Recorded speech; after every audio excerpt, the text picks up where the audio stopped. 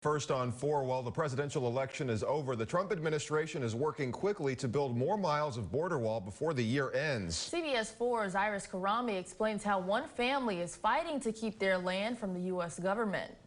Days after the election results are declared, the government is still working to build the border wall. And for the Cavazos family in Mission, this means having their land taken from them with no negotiation.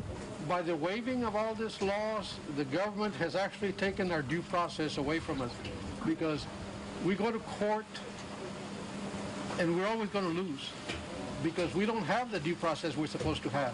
Jose Cavazo says they rent land to tenants for a living and that they fear losing business due to the wall. Once that wall goes up, they'll stop coming in. We'll be like a no man's land. They won't come in. Cavazo says the government has asked him to move this shed on his own dime so they can build something called an enforcement zone. Cavazo also says that if they don't reach a settlement, the government says they are going to condemn his land and pay him nothing. Either we accept the offer, or the government just comes in and takes the money. Takes the land.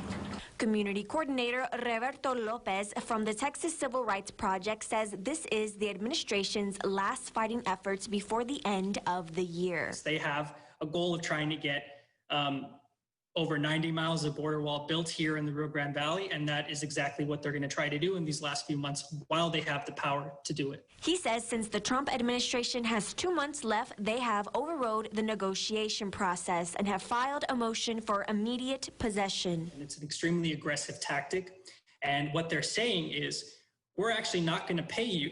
We're not going to continue to we're not going to negotiate further right now. We're going to take the land and we're going to build a border wall on it while we're continuing the negotiations. Working for you in Mission, I'm Iris Karami.